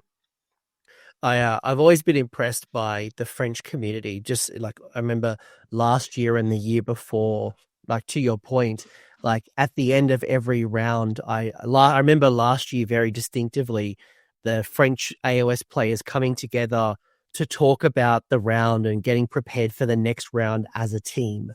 Talking to Michael from played last year on the French Wargaming this year, talking about the rotation in the French team and how Spoon was bringing in more younger players, some fresh ideas, and then one of those players went on and beat Casper, I think in the second or third game. So like it's just, I'm always impressed by the professionalism and even just how you guys think about the game. And I think there's a lot of things we can think about if you are trying to increase your skill set in Age of Sigmar, and maybe you don't have the French team available, but like how can you find top performing players in your community or your country, and how do you connect with them, whether it's through Discord, that might be the TTS games, whether it is those training games, whether it is traveling. You said that, some people won their tickets from Warhammer World, like getting outside of your comfort zone and traveling to other regions or other countries to practice, play, meet new people. So I can see that there's a great philosophy around almost like it's probably very professional, I think, is probably what I've noticed. And obviously having that board, I remember Spoon talking a lot about the AOSFF or French Federation, I think it is, talking about like how they help TOs, run events, the way you guys think about, deliberately practicing and how you set up your calendar year, your tournament year. So I think there's a lot of inspiration we can learn from the French. I don't know if there's anything else you want to add to that, but I'm always impressed. Mm-hmm. I think the this organization, not only the AOSFF, but the tournament organizers are very associative things. Is very encouraged in France, and people wants to get involved. And so that's so cool to have people like willing to organize the tournaments, even if it's not like LVOs and things like as huge as that. Just like a 50-person tournament is awesome to go to. And sometimes they're the hardest ones because when you are playing in like 20-player, 50-player tournaments, if you have a lot of really good players at that tournament, it's very hard to dodge them. Like some of those smaller tournaments are actually the most hardest ones. So people will look at, as you said, like LVOs or Adepticons or these big events that have 200, 300 players, and you might not get a challenging round until 4 or 5 because there's so many people and there's going to be so many, and then there's no disrespect to anybody, but when you have a player of 20 or 30 players at a tournament and they're all very good, every single game is going to be a hard game, and every single game is you're pushing and learning, and there's no easy battles. Yes. For the question you asked me just a bit earlier about how to train on TTS, you can find like here or somewhere else that RTB, the Release the base tournament, not tournament, but Stuart doing great stuff for to organize and I think there is more than 150 people participating to his events, so it's kind of it's awesome to have those kind of thing. Okay, it's not always easy to do the match because of the time zones and everything to organize. That's always my biggest problem. Like getting the pairings, I'm always paired up against like because I did do a release the beast. Or no, maybe it was a butcher's buffet. I remember doing some events, and the scheduling of matches, especially with time zones, can be very tough.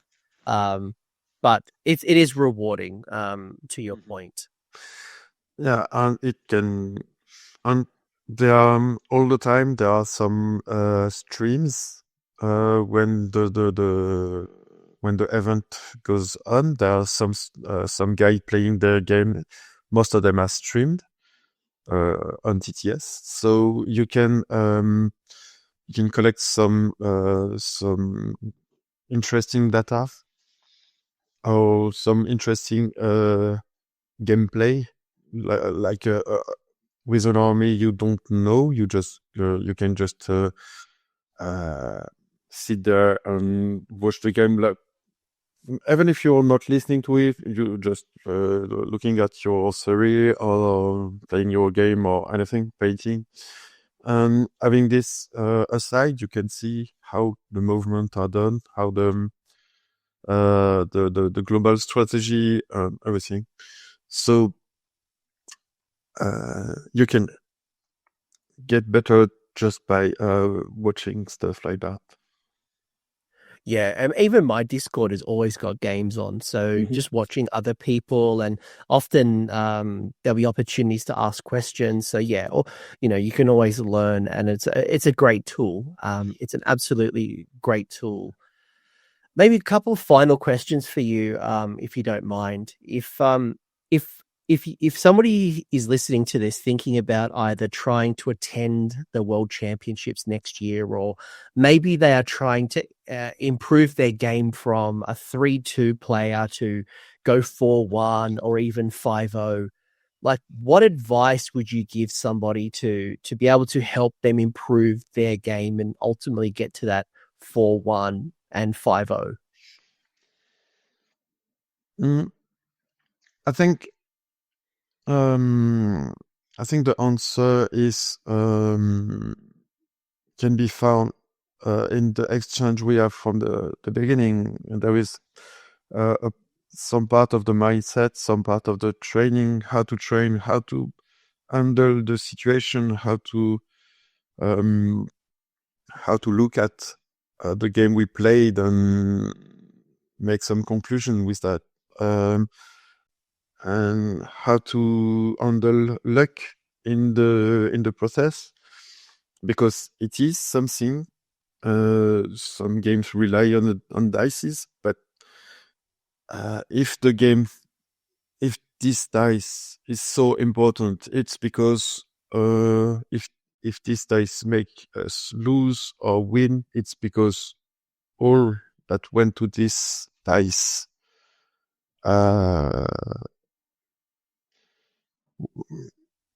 was good or bad decision. Because we can sometimes I just say, okay, I don't know what to do. I got an output.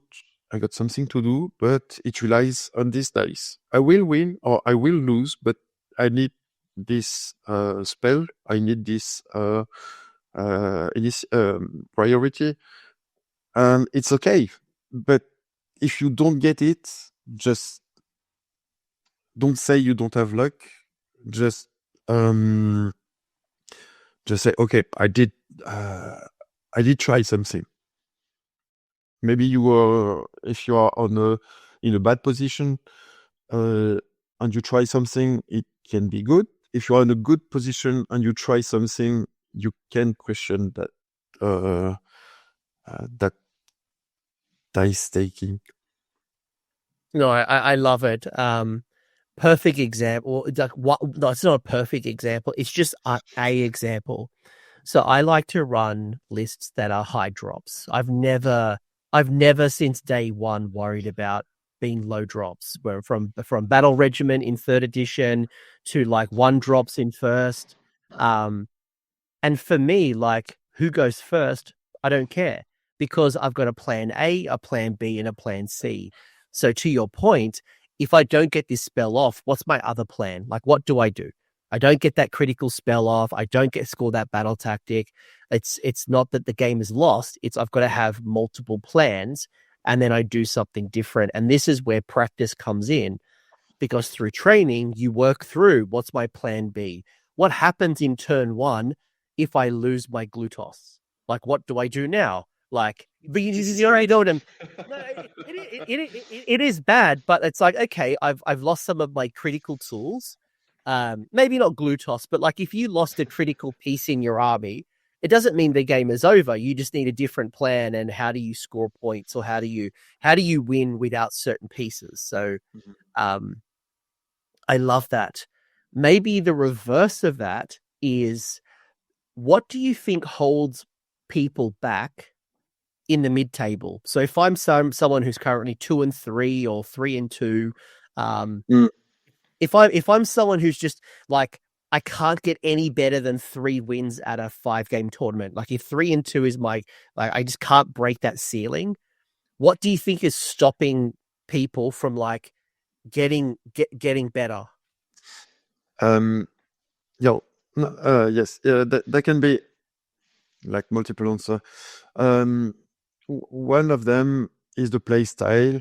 Some people have a tendency to rush, to go forward and like try some things.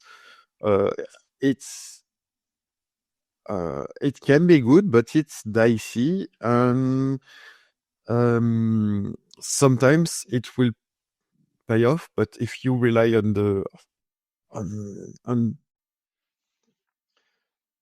as I said a little earlier, if you rely on priority, you just do the math and you will fail some. So if you relied on a double turn, mostly now that you are just like around 25% to get a double turn if your opponent has more drops than you have. So you can't, you just can't rely on this dice. So to improve, be sure you got an army that fits your way of playing in general, your strategy, your how you play your tactics, how you play the game. And then be sure you get the tempo of your army, because we can win. We cannot win a tournament with almost anything. Like I won with Slaanesh, which was not obvious at the beginning. At least playing against Caradron was like such a difficult match, but I had to take my chance and stay in obscuring. Like all the game, I was in obscuring. There were most of the Caradron shooting phase. He couldn't shoot anything, like almost anything. He was like, okay, I got one frigate that can shoot archers here. Okay, then -1 to it. Okay, I kill 3. That's not much for a whole shooting phase. And with the shards on stuff, he couldn't charge because he couldn't place the models. He couldn't impact me. So I get everything was difficult to put together because the matchup is not for me, but I had to deal with it and to successfully do it and to prevent him from taking advantage of any mistake I could make. How can you improve after that is just seeing when for the example of my Taran game, the question is, what's my plan? Okay, I want to go on turn 3 to maybe get out of the obscuring on turn 3, maybe turn 4. But I must not be too far behind on points to be able to come back.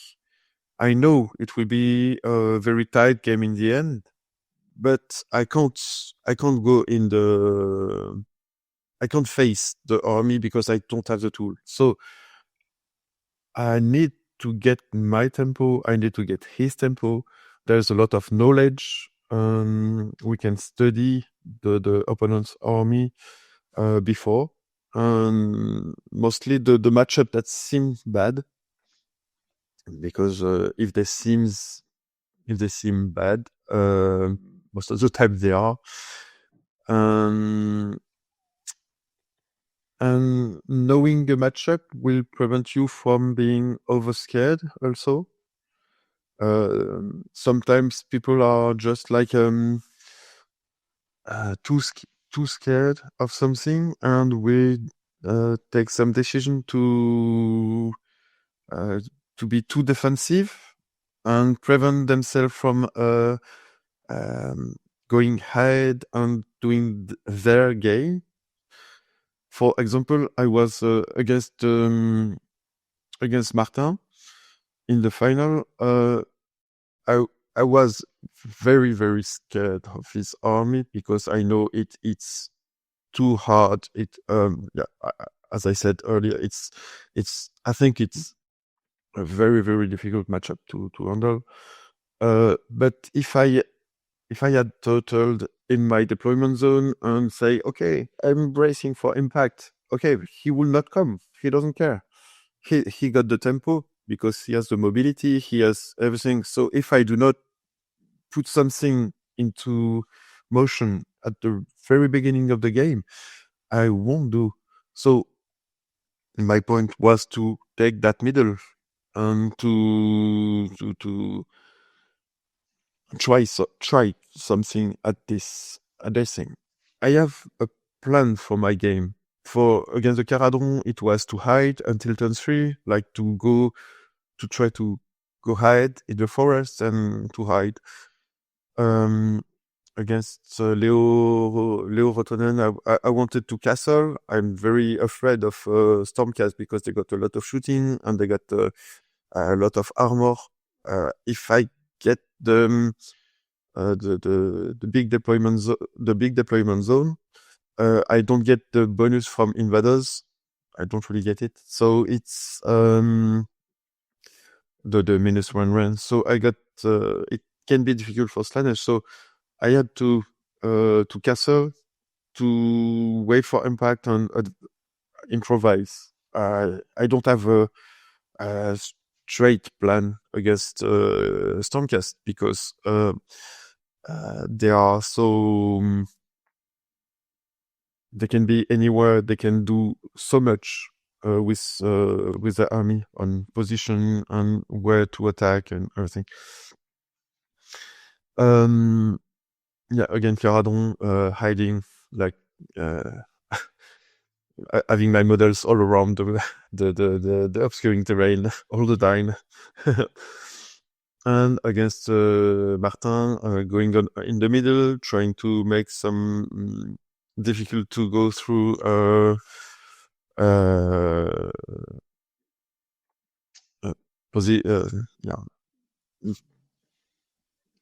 castle. If I can maybe point something out, if you don't mind. Mm-hmm. Something you said earlier in this chat, I think, is coming back to life again, and that's practice. It's the training, because if you've played into Caradron Overlords a few times, you've then seen their output. You've had a practice. You've seen what happens if you don't activate obscuring. What happens if I charge those models into it? Like, will they survive? What happens if they charge me? What's going to happen? So that experience and that repetition pays off at a tournament, because then you have experience to draw from. If you do this, then I've already had these scenarios happen, and this is the likely outcome.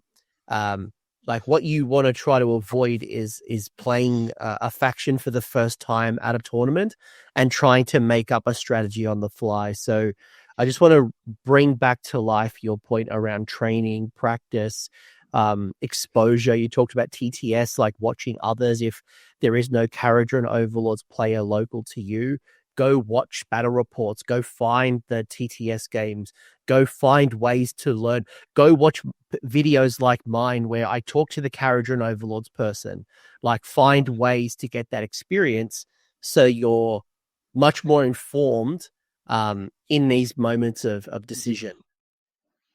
Mm-hmm. Yes, I would say to get to the point where I am now, it took me like quite a lot of time and a lot of practice. And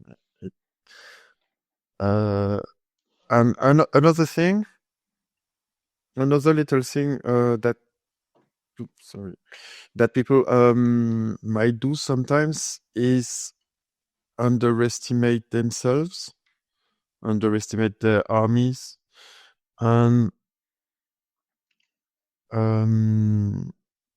like sometimes fixing a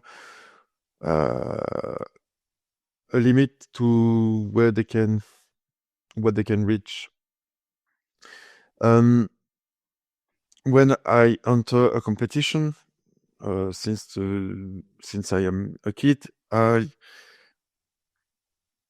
I had never fixed. No, I had this luck. I will say this luck that I didn't. I was not the guy that say, "Oh, I can't beat him." I knew he was stronger, but let's see. And sometimes this happens. I didn't stop. I didn't prevent things from happening. And sometimes just believing some beliefs may block you from performing some improving. I can't manage my stuff. I can't use this resource properly. I can't win against this army. All these beliefs are most of the time just belief. I can't win against Caradron with Slaanesh. It's so hard. But I had the luck to train against some guy. It was on TTS. 2 weeks before, we had the whole evening for this, and it was so difficult. It was so intense. So, okay, what can I do? What can I do? I can't do it. I can't do it. And okay, if I do this way, okay. For the little information, I was not able to succeed one 3+ obscuring thing during the whole training. So it was even more difficult against those shooting armies. Against Alexei, I was lucky enough to succeed my very first 3+, so he couldn't rush me until 10 of my models that were just sitting here. So just allow you to succeed also. Yeah, that's a really good point about like limiting beliefs, and people will defeat themselves before they've even deployed. They go, "Oh, I can't win against Cruel Boys. I can't win." Yeah. Or hey, this Jean-Baptiste won World Championships. I can't beat this person. Like they give up before. Don't say too much. Let them be afraid. All right, last question, and then I'm kidding. No, but you're right. Like it's that mindset. I like to call that. It's called the underdog. Not like Age of Sigmar underdog, but it's actually the right thing. It's okay. Well, you know what? This is a tough matchup. This army does have a really high win rate. This player is very good, but how about I prove myself, and how about I see what I can do? Like what's the best I can do here? And if I lose, I lose. But if I win, or at least I'm really close, that's a win. And I'll get you next time. So my last question to you is, Slaanesh doesn't have a battle tome yet. What would you like to see when Slaanesh gets a battle tome? Here's your wish list. And as WCW champion, I'm sure Games Workshop's listening, and they go, right, we are definitely give Jean-Baptiste what he wants. So like they're writing, they got their pens out right now, ready to go. What do you want to see from Slaanesh 4th edition? I don't want them to keep the rules out there. I was able to tell some Games Workshop people that I do not at the beginning of the tournament, not at the end when I was head of champion, but at the beginning of the tournament I was like, I really don't like the Slaanesh rules as they are, but it's my favorite army, so I wanted to bring it to the tournament. Okay, I ended up winning it all, but so maybe what I said at the beginning doesn't make sense, but I do not like the euphoric thing as it is. It's frustrating for both players when I shoot with Glutos, for example, for the 6 damage, and he just uses the dice.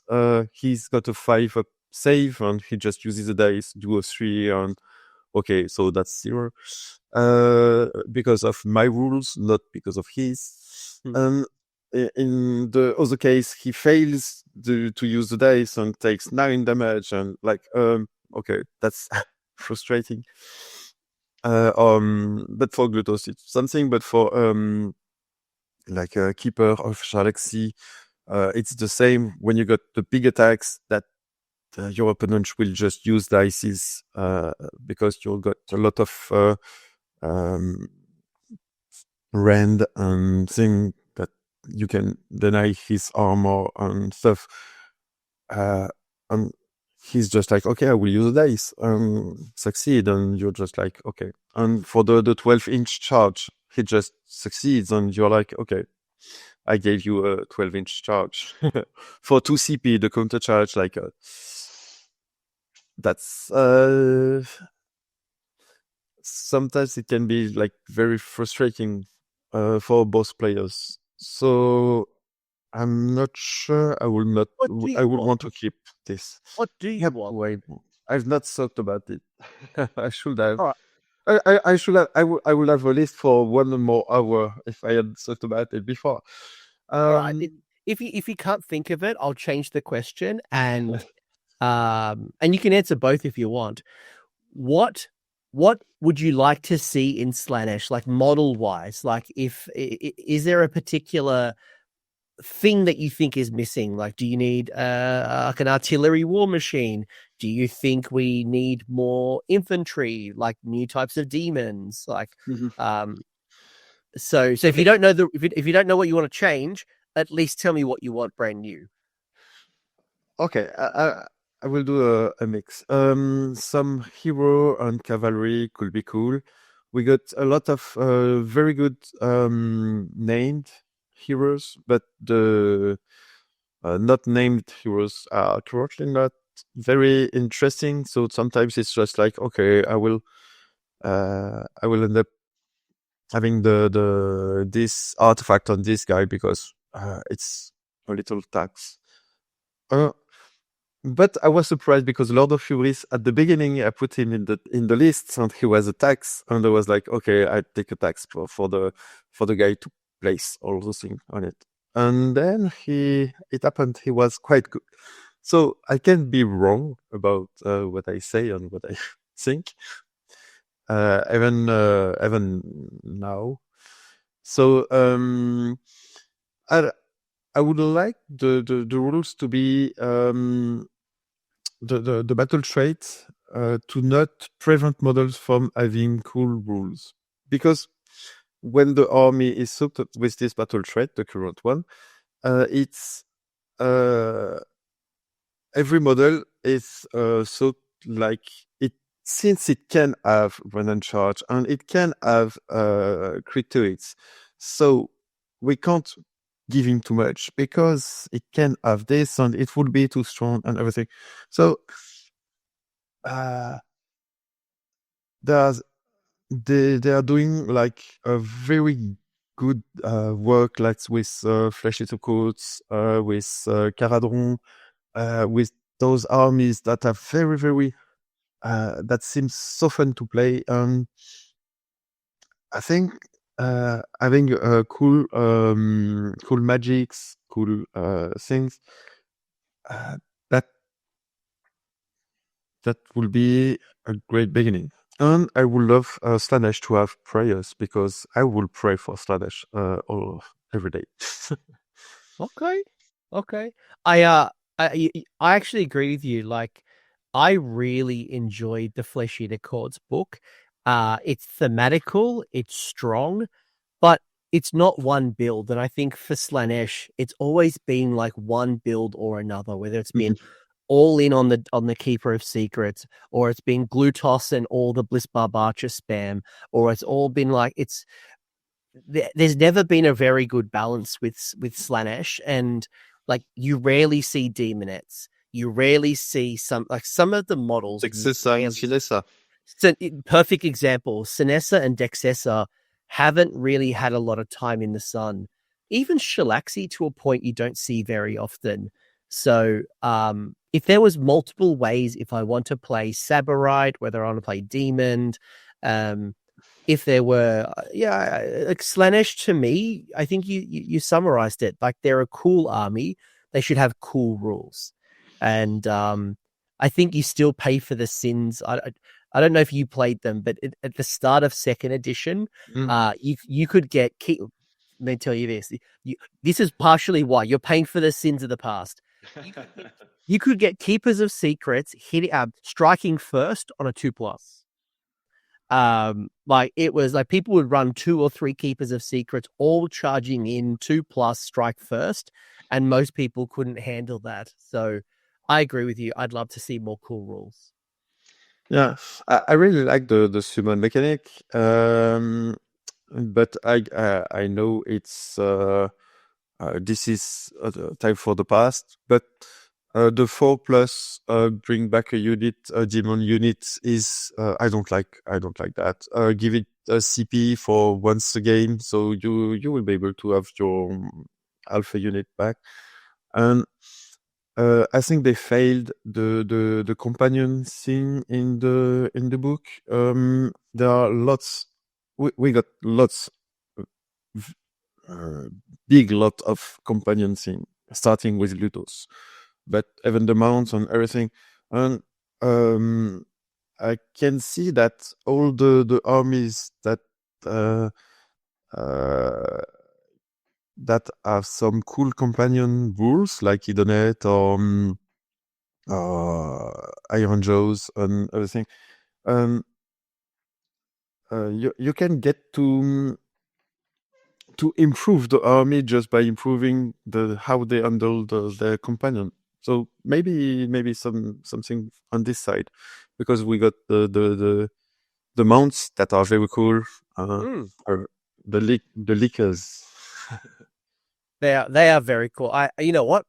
I think it's a nice way to finish this, because I agree with you. You've got some very cool companions, and I feel like you're right.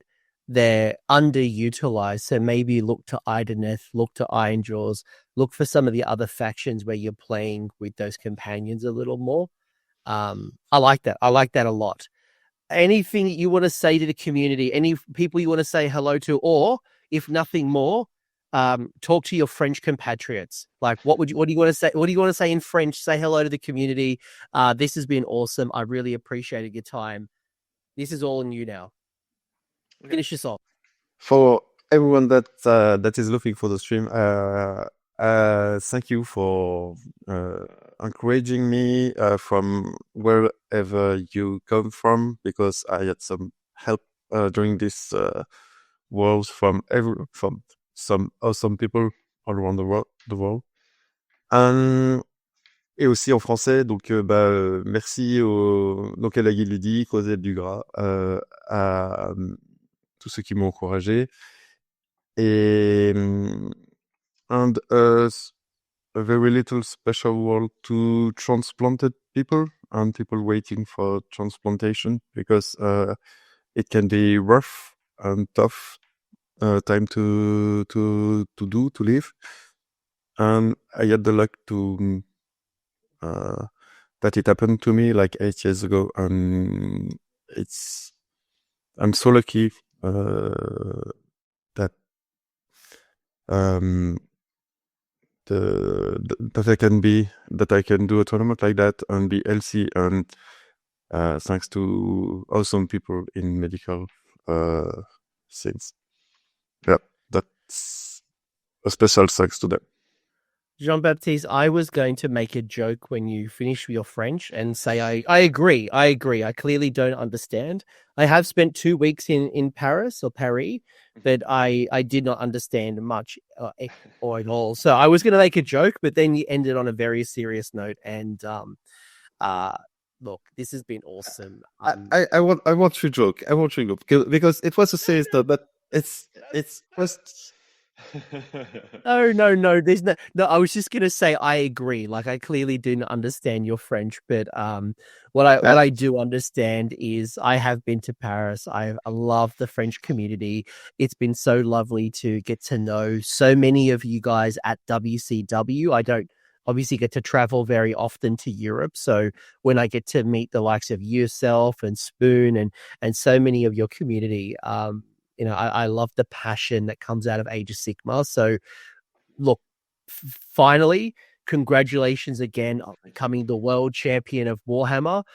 All the best next year for teams tournament. I hope you are selected for the French team. I believe, are you going on Team Belgium? Did I see you're announced on Team Belgium? I was not selected in the French team. You're in the Belgium team. So I will join the Belgian team, not the France and everything. In fact, Spoon had already his roster before the World, so it was not considering anything about the what happened during World. Yes, no. I'd heard all about that before the WCW, so I look forward to seeing what he does with the new blood. But look, this has been an absolute delight. People, I hope you've enjoyed Jean-Baptiste's insights. You've been very generous with your time. I can see how you've gotten your path to glory going 8-1. All the best. I can't wait to catch up with you next year. And maybe you'll be our first back-to-back winner. We haven't. Spoon didn't go back-to-back. Casper didn't go back-to-back. Pressure's now on you, mate. Is it all on you? Can you go back-to-back? Let's see next year. Pressure's on. Jean-Baptiste, thank you so much. Really appreciate your time.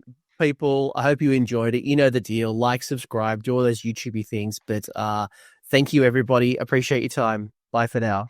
Bye. Thanks for hanging around until the end. I hope you enjoyed that video and you walked away with a few new ideas.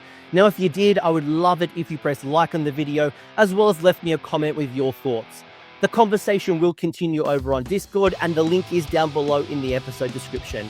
I also want to give a massive shout out to the AOS Coach patrons and YouTube members who are supporting the channel and the growth that you're seeing here. So cheers, you are all bloody legends. And until next time, don't roll a 1-1 on a spellcast.